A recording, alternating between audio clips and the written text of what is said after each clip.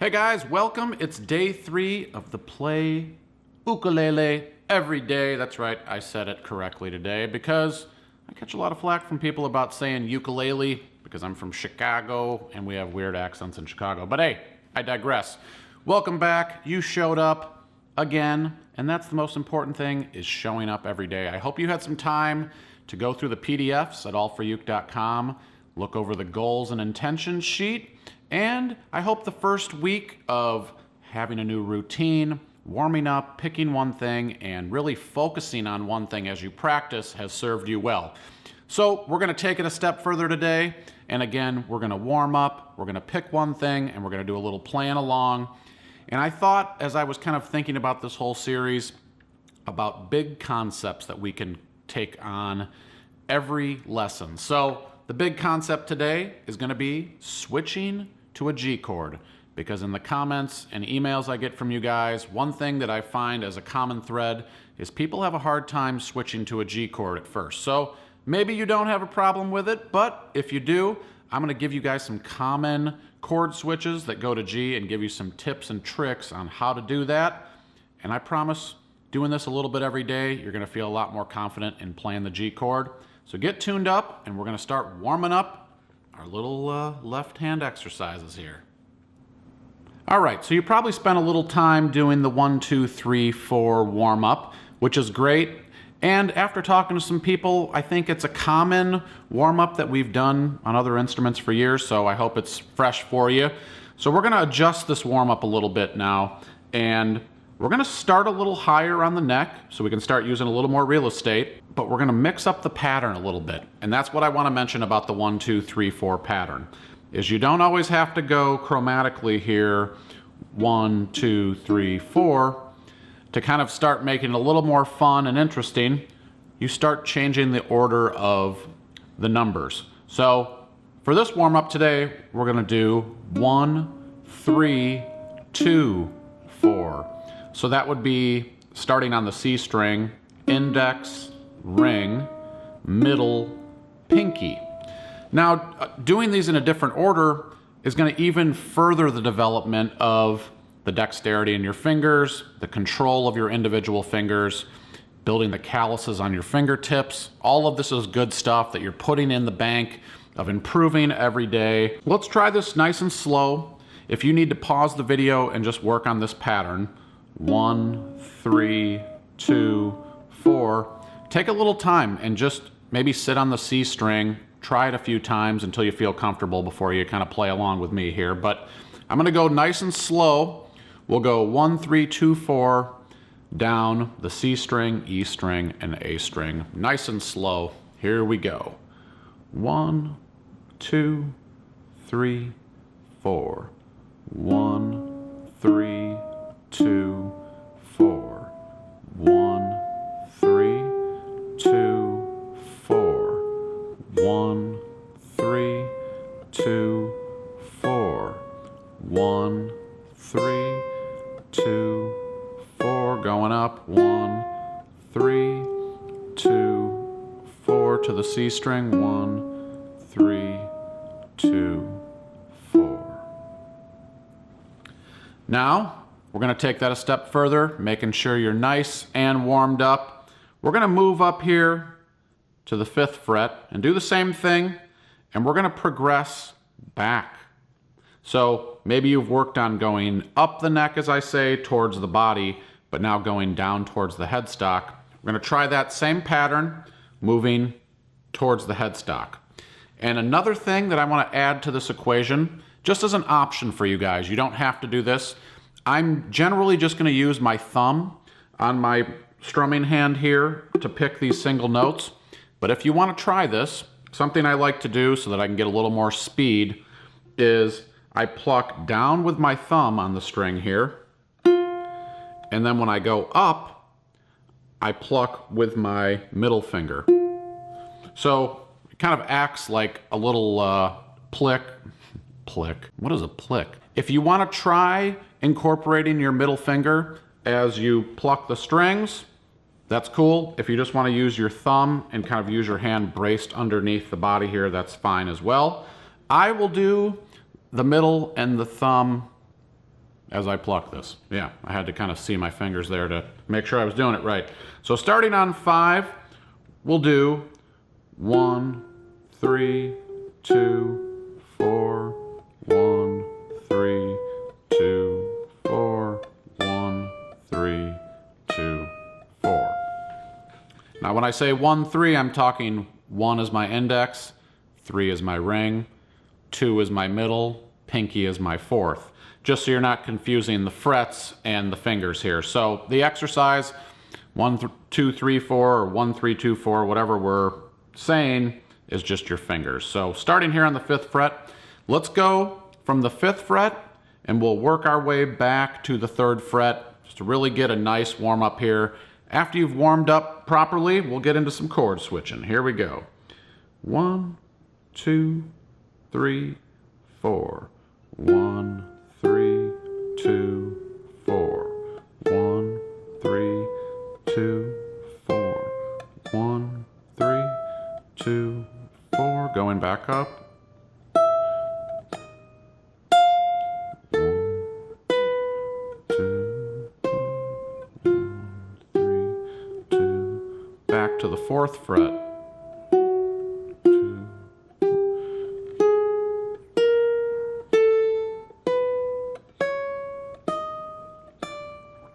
Going up. 1, 3, 2, 4.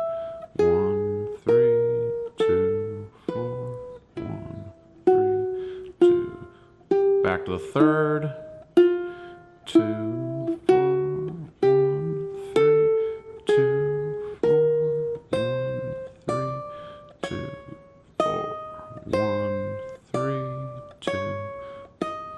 1, 3, 2, 1, 3, 2, 4. Now, as you're doing that, they can get monotonous. So what I like to do a lot of times is just put a metronome on, because I feel like a metronome gives you a pulse to keep you going. I use a metronome when I warm up on my uke. I also use it when I warm up on a piano. I think it's good to kind of just, it keeps you driving, it keeps you going. And something I also want to mention about this warm up, little things that you can work on while you're doing this. Trying to keep each note the same volume. And then maybe after you've done that a few times, when you really work on keeping an even dynamic, maybe work on trying to raise the volume or lower the volume. Think about those little things. Build your touch, build your feel. And you may never use one of these exercises in a song, but using them as warm-up, you're just really building that dexterity in your fingers, building independence and control and strength, all of the things that you need that you're gonna help you play as you go on here. So that was a little warm-up. Now we're gonna get into the meat and potatoes of day 3. The big concept that I want to tackle today is how to switch to a G chord. Now that's something that I see with my private students. That's something I've seen in the comments. It's something I've seen in the emails from you guys.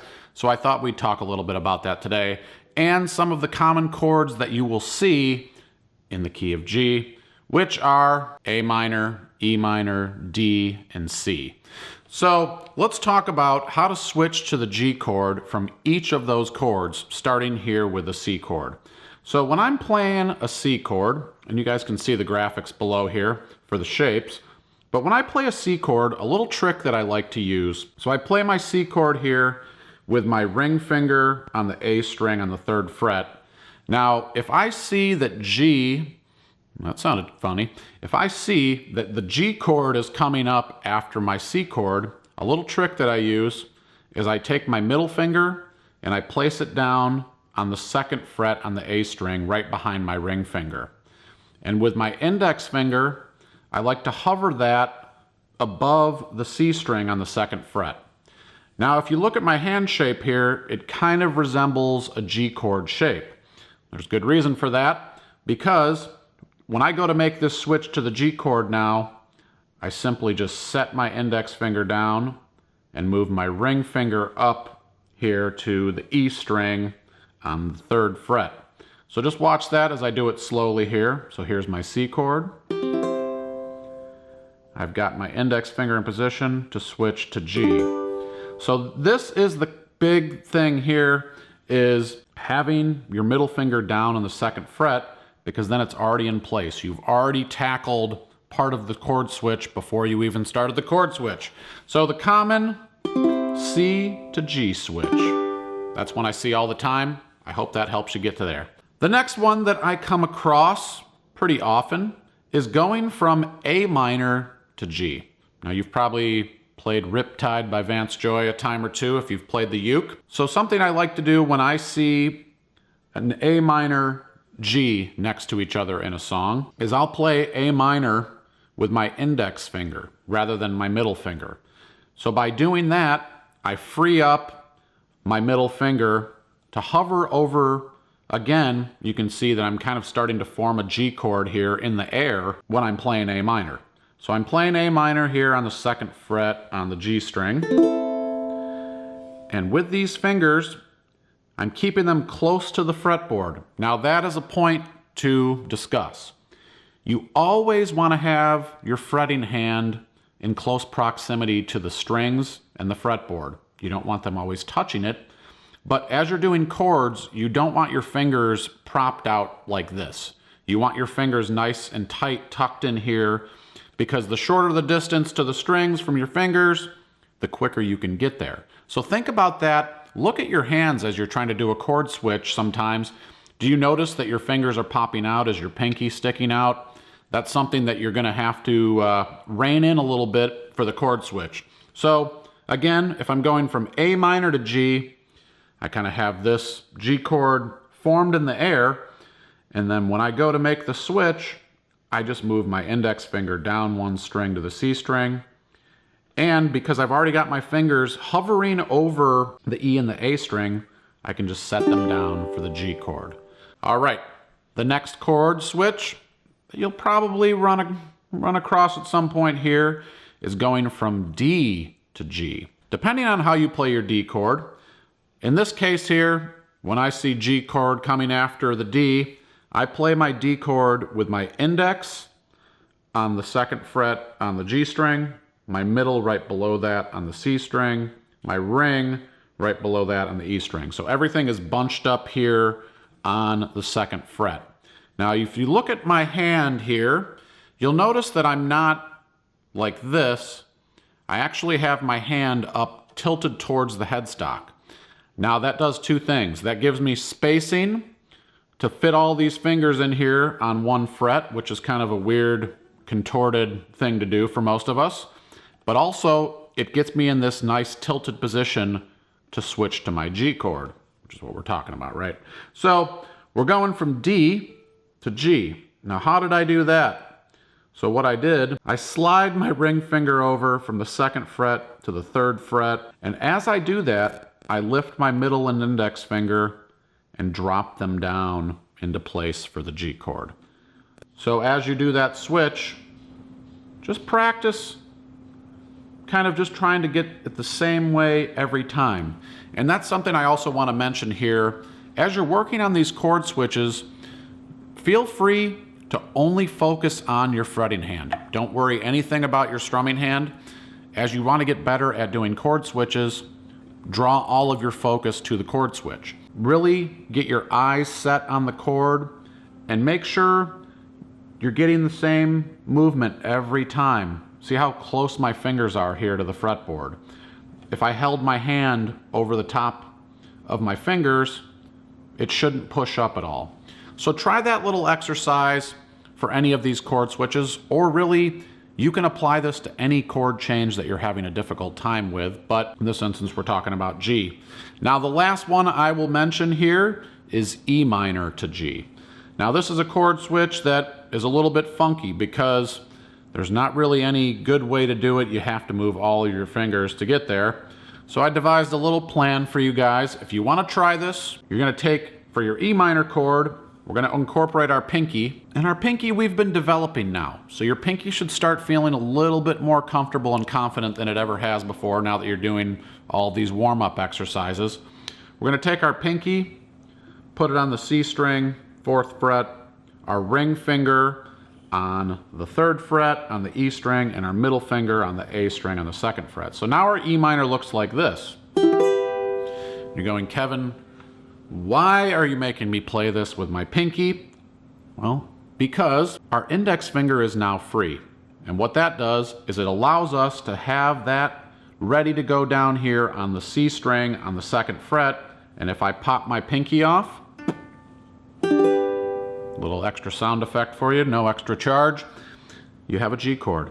So moving from E minor to G, in this case now, is as simple as taking your pinky off and setting your index down. Now who's to say you can't just keep your index finger down the entire time and just add your pinky when you want to go to E minor and pull it off when you want to go to G. So those are 4 common chord switches. There are a bunch of others. If you guys have other ones that you struggle with, leave them in the comments below and we might be able to tackle them later in this series.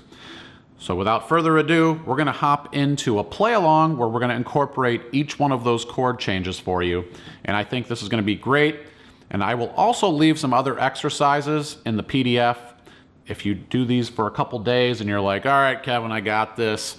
Well, I'll give you some other challenging ones to work on as well.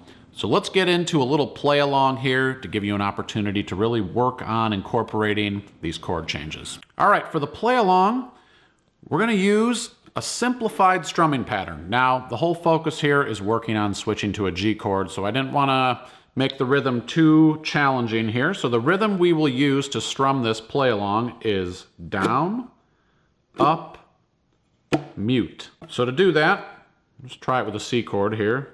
Down with the index, up with the index, and mute.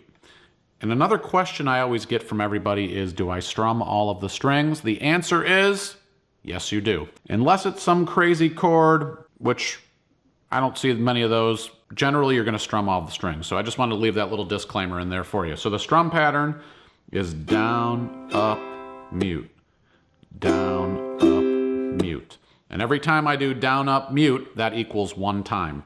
Now when you do that mute, I kind of aim to clap right over here on the sound hole. You don't have to smash the uke, but just kind of give it a little love tap.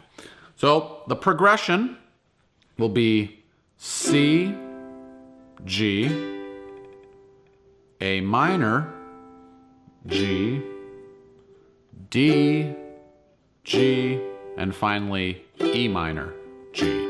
So this will give you a chance to work on every one of those chords going to a G chord. And after you do this a little bit every single day, for maybe 5 minutes you just do this one exercise, play along with me, I promise you're going to feel better about your G chord. And then when you incorporate that into another song later, you're going to say, hey, I'm glad I played along with Kevin. Here we go into the play along. We'll go at a nice slow tempo. And then for the second one, we'll bump up the tempo a tad. Here we go. 1, 2, 3, 4. Down, up, clap. Down, up, clap. Switch to G. Down, up, clap. A minor. Back to G. Go into the D chord. Back to the G chord. Now E minor with the pinky. Back to G. All right, let's try that one more time. Back to the C chord. Get that middle finger down, move into G. Go into A minor with my index finger this time, which I forgot last time. Go into G. And D chord. Slide the ring over, G chord. Make sure you're smiling. Last one, E minor with the pinky. Get that finger down, G. So if you want to spend some time just going at that nice slow tempo, or I will leave some metronome markings in the PDF for this play along as well. And I'll kind of give you some other play alongs with the G chord to work on so that you can kind of find a bunch of common switches with the G. But right now, let's bump up the tempo, do the exact same thing we just did, just with a little bit more pace. If you need to stay at the slow pace, I encourage you just to kind of pause right now, take some time, take 5 minutes, and just do slow play along after slow play along, and just kind of really work on those switches until you feel confident and comfortable. Here we go. A little more speed. 2 times per chord with the strumming pattern: C, G, A minor, G, D, G, E minor, G. 1, 2, 3, 4. 2 to G, A minor, G to the D, G, and E minor, back to G, back to our C chord. Are you having fun? To the G chord, A minor with the index, G, so many G chords, D, back to G, and E minor last time to the G. So I said G quite a few times in this video, but that was our main focal point for today's lesson. Switching to the G chord is something you're going to do whether you like it or not playing uke, so you might as well get a lot of repetitions at it and practice it a little bit every day. All right, so per usual, we're going to answer a question here from the comments. And the comment question today is from Marjorie Preston. She says, "Hey there, love your video series. How much pressure should I use to fret? I realize I'm holding down the strings with a death grip and maybe I should have a lighter touch." So that's a great question, Marjorie. Death grip is probably going too far and light touch is probably not going far enough. The way to tell if you're putting enough pressure down, I guess I would say, is are all of the strings ringing out clearly as you squeeze down, or are you getting dead notes? So when I strum through my chord there and just pluck each string, I can hear them all clear. Now, if I wasn't pressing down hard enough, I might hear, you might have heard that before when you played a chord. You've heard these kind of dead notes. Now, things that you can do to adjust your pressure a lot of times have to do with your thumb, which is hiding back here on the back of the neck. So a lot of times our thumb gets out of position and we're not really getting adequate pressure on the neck because of something that's happening back here. And you don't think about that, you think, oh, it's my fingertips. Well, a lot of times it's not your fingertips, it's where your thumb. So a good rule of thumb, no pun intended, is to kind of try to split whatever chord you're doing with your thumb behind it. That's going to help you apply pressure. Now, as I said, you don't need to death grip it. You don't want any tension in your hands and cramping, and that's what I hope all of these warming up and exercises will do to kind of help you avoid cramping and kind of pressure. And I will say, if you do feel any of that, take a break. That's part of what this series is about too, is practicing in small increments, because I know that sometimes, especially if you're new to an instrument, your fingertips are going to be achy, your hands are going to be crampy, and you're going to say, oh, this hurts, maybe I should stop. Well, at that point, you should take a little break and then return to it later when you've got another little block of time that you can practice in. So I hope that helps answer your question. Well, I hope you're feeling a little bit better about switching to a G chord. If there are other chord switches that you guys are commonly coming across that you feel like are pretty challenging, let me know. I'm always looking for new ideas for new videos. And a lot of those ideas are coming from you guys in the comments and emails that you're sending me. So keep it coming. I'm reading all of them. Sometimes I can't respond to everything, but I do read them. I try. My name's Kevin. I thank you so much for joining me here for the Play Ukulele Everyday series. Don't forget to grab the PDFs at allforuke.com. They're free. They'll have a nice little layout for you to work through the week and get you going every single day. If you're not subscribed to the channel, click that little subscribe button below. If you want alerts, there's a little bell down there. You can jingling that and you'll find out when the next video is coming. We do premieres every single Tuesday. I can't wait to share the next video with you. Thanks so much. My name's Kevin. Keep strumming. Waiting a long time for you, Miss Sunny. sunny day.